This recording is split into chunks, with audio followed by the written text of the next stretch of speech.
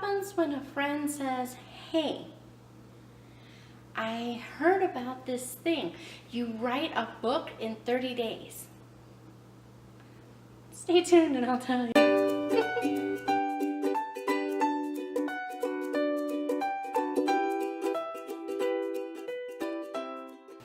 So, a long time ago, like 10 years ago, okay, I know it's not long for some people, but it feels very long time ago. A friend messaged me on I think it was October 30th, and said, I just learned about this thing. It's called NaNoWriMo. Sounds really weird, but it's essentially what you do is you write a book in 30 days, in November. And I thought, what idiot would try to do that in November? I mean, you're talking Thanksgiving week here, right? So I was not impressed. But I was also excited because, I mean, it sounded like right up my alley. And so I thought about it and I thought about it and I thought, you know what, I'm going to do it. And then, of course, I had to have a book. And one of the rules of NaNoWriMo was that it's supposed to be something that you've never worked on before.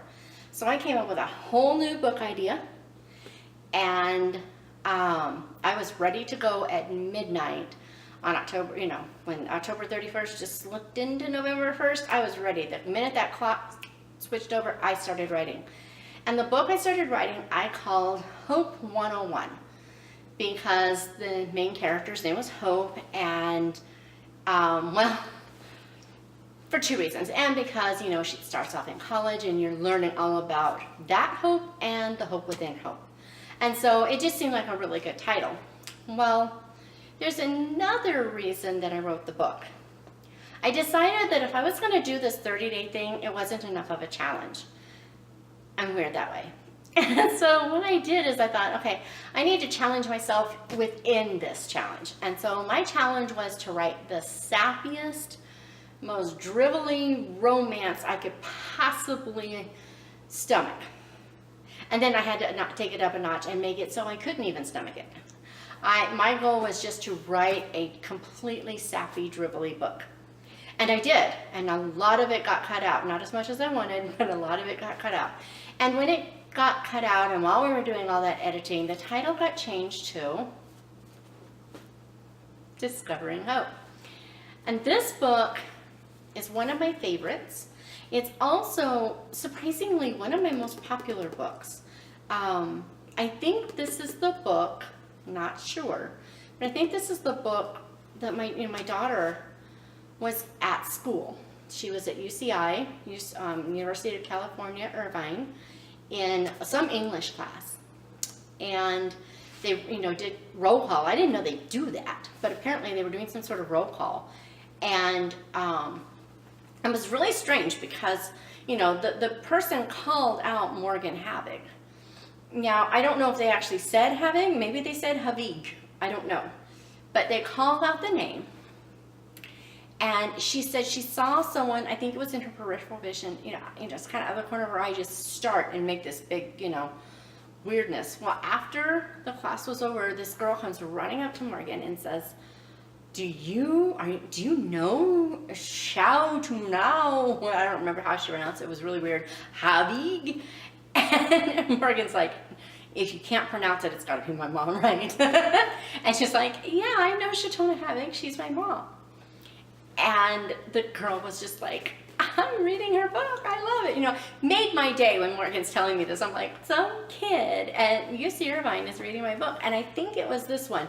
The girl didn't say, but this book had just released and it was surprisingly really popular. I didn't think it would be because I liked it. But yeah, this book, it really, for me, the purpose of this book was to explore trying to give my characters a little bit of romance, because I'm not a romantic person myself. Naturally, I'm just not. And in comparison to my husband, I am like sappy drivel to the core. I mean, he's not romantic. His idea, and I agree, but his idea of romance is like dishes, dinner, and diapers, And I'm like, more power to you, we weren't that couple, we never dated, for heaven's sakes, okay? We went from best friends to engaged in what was probably a rhetorical question. And if you want to know more about that, I'll link it below. But yeah, so I really wanted to stretch myself. I did the same thing with 31 Kisses. You know, one of the big kiss scenes in Fast Forward, most people missed. They didn't actually see it. They were like, I thought there was a kiss in this one and I didn't find it. They missed it because I wrote it so subtly. And so 31 Kisses came along for that reason. We'll talk about that later. But this one, you know, it was just about, you know, trying to be romantic for the sake of enjoying romance, because it's a part of life for most people. And I really wanted to, you know, to just explore that and stretch myself. And so that, I did with this book. This book has a character from India. He came over when he was about 8, and so he grew up mostly in America. And he had, what I thought was really interesting is I chose to do it because I have a friend, actually her daughter is the one on the cover of Princess Paisley. That book was for her daughter, but her friend is from India, and some of the mixed idioms that Raj in here does, I got because, you know, she would tell some of the things that he did, you know, you're dragging my leg instead of you're pulling my leg. The just slightly twisted idioms, I really had fun creating them. And additionally, their last name is something like Smith. Okay, they came here and they chose an American last name. I'm going to be an American. So I had my character do that because I thought it was really fun. And what name he chose and why he chose it is in here. And of course, I'm not going to give that away. That would be a spoiler. But I really love the character of Raj. He's one of my favorite characters in here. And he's very real and he's very sincere about his kind of lack of interest in Hope's faith. And so, you know, there was that. I really loved the Indian culture.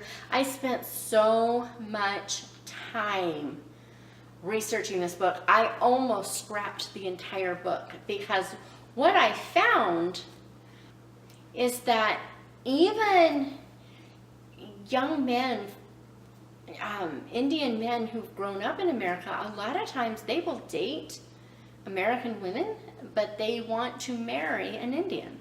And so I really had to think about it, and I was like, you know what, just because it's general doesn't mean it's always. And I went ahead and let myself do it. There's more to this story than just whether or not most would be one way or the other. And of course, now even further, you know, this book was written almost 10 years ago, or right around 10 years ago.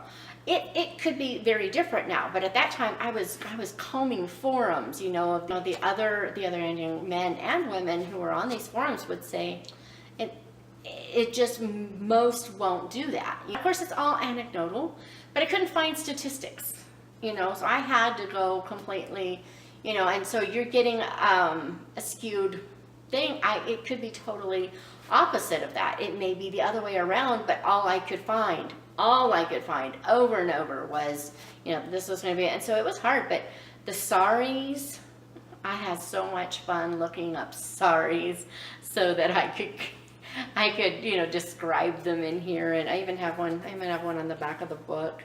And the Tamil language, see, this is what's so interesting. When I was researching, this is why research is so weird. I found over and over, you pronounce it Tamil.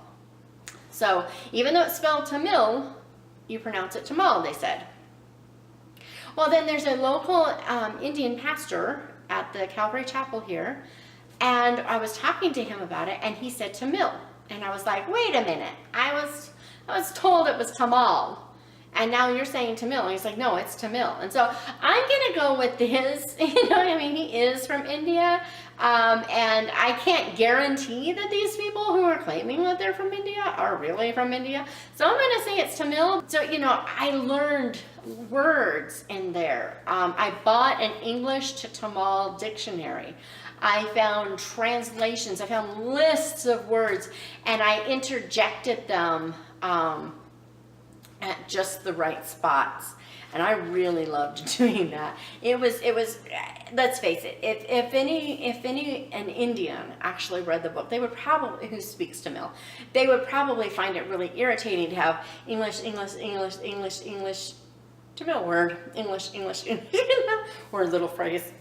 But for an American reader, we're not going to know what all those words mean. We couldn't have an entire, paragraph in Tamil. That wouldn't make sense because I've got to find a way to explain it somewhere else. So just that occasional word, kind of like a lot of people will speak English, but maybe they'll, call their daughter, Karunia or Monshari or Querida, just that one word, a term of endearment amid the rest of all that English, So, I mean, it could happen. Let me have my drink. So anywho, I had a lot of fun with the cover. It's really sad. When I was doing this, it was in the early days of my learning how to do design work. And what I didn't understand at the time is that when you create your design, there's this drop shadow, okay? So I created my design, and I saved it at the high resolution, and then I shrunk the resolution, and I saved it at the small resolution. Well, that drop shadow, I told it how much to drop, 20 points or whatever. Told it how much to drop. Well, at 300 resolution, that is a perfect drop. But when you bring it down to 72, that black would end up way down here because it didn't flatten it first. And so on my website, they're still there, and I should move them. I really should, but they're just so cute. Just see this, you've got Discovering Hope, and it's like a whole other set of letters down below it. Her skirt was really short. It was way up here. It barely covered bits. And so I added length to her skirt to make it a little more modest. And if I recall correctly, I could be wrong, it's been so long, but I think I actually had to tone down her blue eyes. This girl has amazingly vivid blue eyes. And if I recall correctly, I think this is the photo, they were so blue that I actually toned them down a bit because it looked like I had bumped them. I hadn't, but it looked like I had. See, I even have the Tamil words that I use in here. Aren't the little chapter covers pretty? Anyhow, Discovering Hope. It was probably the third book in the Rockland Chronicles, and it takes place at about the same time as Noble Pursuits and Argosy Junction and Manuscript for Murder, which all take place in the timeline a little bit before Aggie. So anywho, Discovering Hope, and you have a great week.